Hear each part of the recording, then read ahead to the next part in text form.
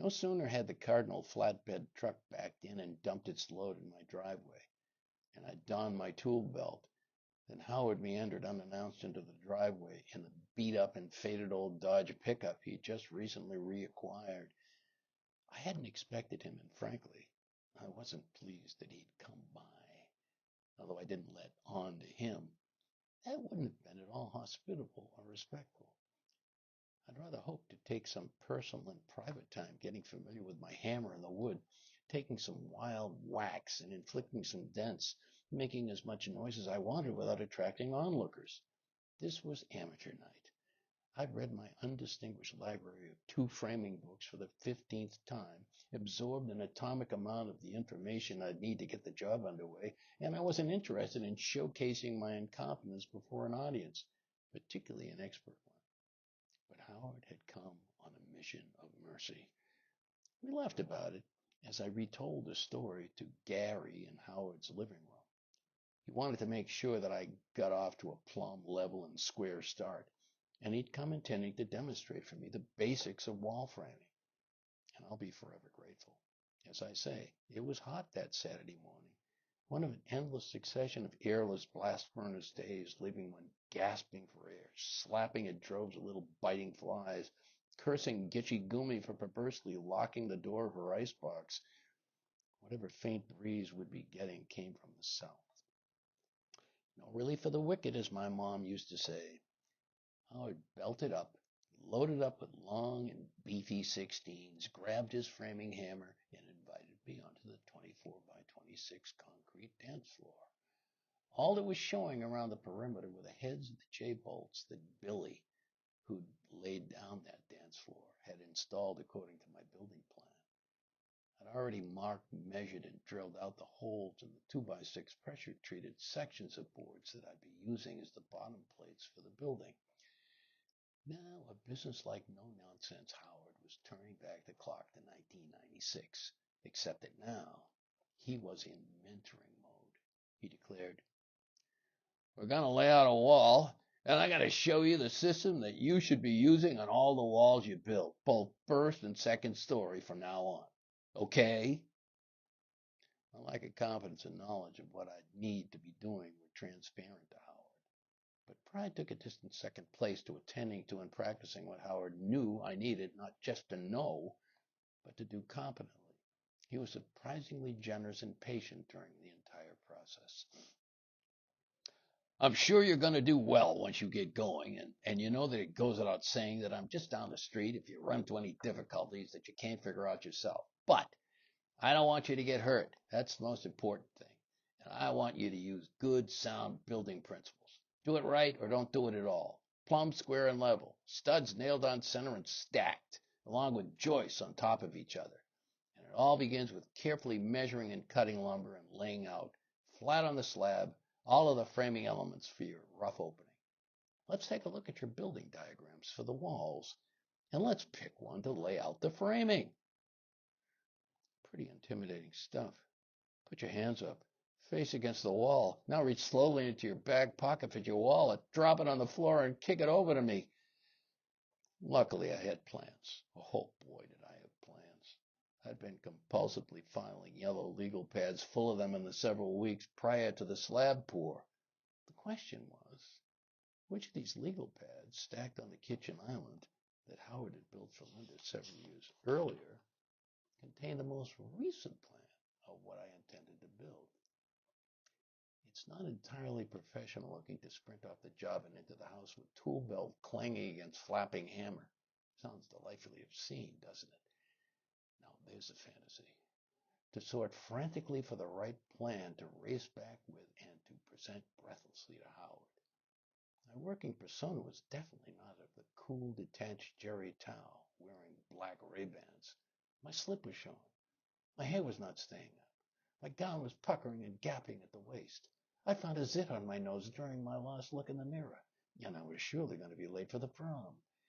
My plans were highly amusing to Howard, but he did compliment me on their neatness and clarity.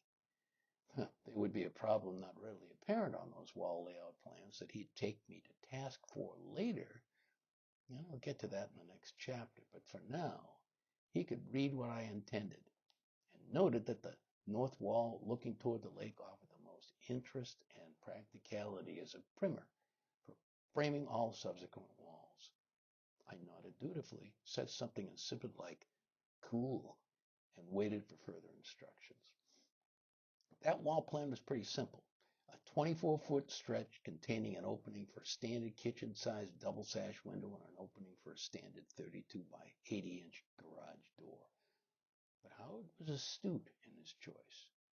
We'd need to lay out two rough openings of different proportions, each one occurring at the same height in the wall as the other. Not difficult. That's easy for me to say now, but essential practice for me in anticipation of the really big and daunting framing challenges ahead. The 8 by 7-foot garage door openings in the front wall, a wall that would need all of the stiffening I could provide for it in the center, the corners, and the built-up headers above the openings. The 7 by 6-foot openings in the front and rear second-story gable walls, where I'd eventually be installing a beautiful French door unit in the front and a large slider in the rear, which would need to be perfectly square. And last, the huge rough openings, some 5.5 feet high by 4 3/4 wide apiece, virtually floor to ceiling, to accommodate the enormous double cranking casement windows that would look out from the second floor over Superior and be set into a shed dormer wall that would offer another adventure in framing entirely. Learning to lay out and frame those gable walls would occur within a set of circumstances in which I'd be hanging my roof on a skyhook. I'd planned for a cathedral ceiling on the second floor, with my roof held up solely by a free-spanning pair of ungodly heavy and bolted 2x12s, and the rafters running from it to the adjacent walls, with a 4x8 post situated directly under it, where the space bisects into two equal portions and directly over a 4x8 post centered under the floor joist and on top of a rod drilled through the width of the concrete slab. But here we were, man and boy, or a boy and his dog, ready to collaborate on some stick building 101. First, Howard went back to the bed of the old Dodge Ram, retrieved a couple of old sawhorses. Howard would forever rag me about my Boston accent. That would be sawhorses, Bill, and shouldered them to the dance floor. These are yours now. I don't want to see them ever again. I'm donating them to the project. Use them in good health. And unless you think I'm being overly generous, I'm not doing you any really big favors. Any fool can plainly see that they've seen their better days. And he was right. They were worn, covered with the scars of overly deep blade cuts crisscrossing the crossbucks. On top of that, they looked like the one-legged whore who gave the sailors a hell of a ride. I never asked Howard why both horses had a leg shorter than the other, whether he intended them for a slightly side-hill job or whether he enjoyed seeing the pieces of his work jiggling away from him toward the floor. But I've still got them. In fact, they are just as serviceable and reliable as when he made me their custodian. I used them to assemble my garage doors, and on that same future Saturday afternoon, I cut lengths of soffit from them, blazing a few more creases in them, as I always do. Nearly worn out, deeply scarred, wildly unattractive, stooped close to the ground, but built for the long haul. More than just a little, like Howard. So away we went. He'd be giving me the straight poop and nothing but. First, Howard drilled me on the dimensions of the door. If its rough opening was set for 82.5 inches, allowing for the pre-hung unit we'd be setting into it, how wide would the boards for the header above and supporting the opening need to be? Why, an additional 1.5 inches on each side, I stammered. Exactly. So what are you waiting for? Set that circular saw humming and cut two 2x6 sections to that dimension and wait for further instructions. Then, to pick up the slack of the 5.5-inch wall dimension, since we'd be setting these boards on end, we'd need to trim off 3 2.5-inch widths of 2x6 to use as shims between each of the cut boards. After I nailed that little box together and laid it on its side on the concrete deck, we consulted my plans for the lengths of the jack studs that would be placed directly under each end of the headers. Howard reminded me that we'd have to include the width of the bottom plate in that dimension. After cutting the jacks, Howard instructed me to lay each of those jacks on top of a full 8-foot stud and nail them together, after which I placed them in the proper configuration with the header on the floor. We performed the identical operation for the construction of the header for the window to be placed in the wall, along with cutting the jacks and nailing them to studs to run from the bottom plate to the top plate. But this time those jacks were shorter, and 2x6 was cut to rest comfortably on those jacks as the sill of the window. It was time for marking the plate, along with a corresponding marking of a top plate of 2x6 from the straightest piece of lumber that we could select from the pile. As Howard had said, and I vividly remember watching him do this during the early framing of the great room in the cabin. I'm a visual person. I need to see things in my mind before I can build them. And scattering a bunch of studs and plates on a concrete floor served just that purpose at the same time as it served an even more important one. Working a system, Howard emphasized to me, was everything. By spreading an array of studs to fit the number of wall studs that my plan had stipulated, I was better able to see how the wall would look and how it was going to come together. More importantly, and even a novice like me could appreciate this one, I was able, with a minimal physical expenditure, to mark the placement of every one of those studs on the bottom and top plates, because I was marking them both simultaneously, as per Howard's instructions. Draw a line followed by a K for every single jack stud that framed the door and window opening.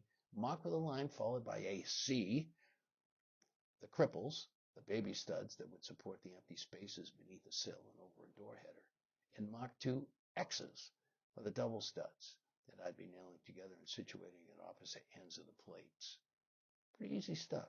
Mucho common sense. Very safe and effortless, unlike the terrific expenditure of energy required to assemble, nail, and locate on the J-bolts a wall built vertically. Sure, I'd read about this methodology in my super-duper framing books, but Howard was leading me through that process in the only pedagogically effective way, by putting my hands all over it and doing it. And what my framing books didn't tell me was the way Howard customarily made a wall of his assembly line of double-studded ends, the door opening and framing of the window, step by logical step. Full stud became nailed into jack, followed by slamming nails through our made-up header into those jacks and adjoining studs, with the perfectly cut cripples toe-nailed to the header. When the frame door and window openings had been assembled and the double-studded ends had been nailed together, our jigsaw puzzle was almost complete. There was nothing left to do but set those framed and nailed pieces along with regularly spaced and standard length studs against their assigned marks, cozy up the bottom and top plates to the ends of the 2x6 framing lumber to those marks, give the entire wall a quick walkabout in order to spot any outstanding irregularities that had become a hallmark of my lack of concentration and mismeasurement, and then, with the easiest and most natural of hammer swinging motions, with one foot on stud and plate to hold them in position, nail those babies rhythmically together. Piece of cake. We're in business. As any true master teacher will do, Howard took off before the wall was done. The Socratic method. Quintessential mentorship. Who was that masked man? I wanted to thank him. But his timing was beautiful. All he wanted to do was to draw me into the system, to give me a lesson in the efficiency of effort, movement, and use of materials, to introduce me to the natural flow of the work. From his perspective as a former field supervisor who used to school hundreds of framers to a system, anything more would constitute economic suicide.